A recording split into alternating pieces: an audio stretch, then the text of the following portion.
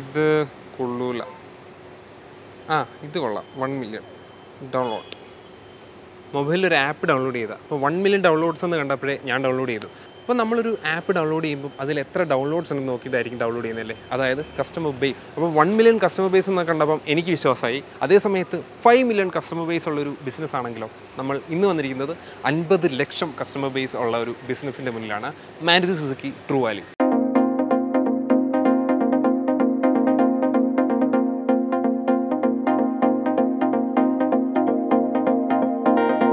അപ്പോൾ നമ്മൾ പുതിയൊരു കാർ വാങ്ങാനായിട്ട് നോക്കുമ്പോൾ നമ്മുടെ കയ്യിലുള്ള കാർ വിൽക്കാനായിട്ട് നമ്മൾ ശ്രമിക്കില്ലേ. അപ്പോൾ അതാണ് ഏറ്റവും വലിയ തലവേദനയായിട്ട് നമുക്ക് ഫീൽ ചെയ്യുന്നത്.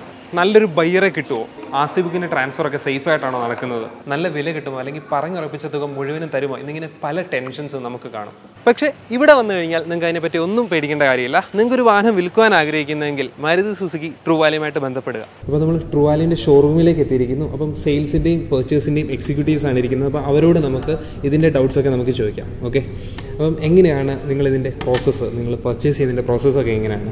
നമ്മൾ ഇവാലുവേഷൻ ചെയ്യുന്ന പ്രോസസ്സ് എന്ന് വെച്ച് കഴിഞ്ഞാൽ കസ്റ്റമറുടെ കാർ നമ്മൾ 376 ചെക്ക് പോയിന്റ്സ് വെച്ചിട്ടാണ് ചെക്ക് ചെയ്യുന്നത്. ഓക്കെ, അതിനുശേഷം നമ്മൾ കാർ പർച്ചേസ് ചെയ്തതിന് ശേഷം നമ്മൾ നമ്മുടെ റീഫർബിഷൻ സെന്ററിൽ മാരുതി സുസുക്കി ജെന്യൂൻ പാർട്സ് വെച്ചിട്ടാണ് നമ്മൾ സർവീസ് ചെയ്ത് ഇറക്കുന്നത്. ഓക്കെ, അതിനുശേഷമാണ് നമ്മുടെ ഡിസ്പ്ലേയിലേക്ക് കാർ വരും. അപ്പോൾ ഇതിൻ്റെ വാല്യൂഷൻ നടത്താൻ വേണ്ടി കസ്റ്റമർ വണ്ടി ഇവിടെ കൊണ്ടുവരണം അല്ലേ? ഇല്ല, വേണമെന്നില്ല. ഇപ്പോൾ ഓഫീസിലും ഇപ്പോൾ വീട്ടിലും ഇപ്പോൾ തിരക്കായിട്ടിരിക്കുന്ന ആൾക്കാർക്ക് നമുക്ക് ഹോം വിസിറ്റ് പോയി, അതായത് വീട്ടിൽ ചെന്ന് കസ്റ്റമർ ലൊക്കേഷനിൽ ചെന്നിട്ട് നമുക്ക് വാല്യൂഷൻ ഓപ്ഷൻസ് വരുന്നത്. അങ്ങനെ ഓപ്ഷൻ വരുന്നത്. അപ്പോൾ വാല്യൂഷൻ ഒക്കെ നടത്തി റിപ്പോർട്ടൊക്കെ എടുത്തു കഴിഞ്ഞിട്ട് എങ്ങനെയായിരിക്കും ഇതിൻ്റെ പ്രൈസിങ്ങിൻ്റെ കാര്യം ഡിസൈഡ് ചെയ്യുന്നത്?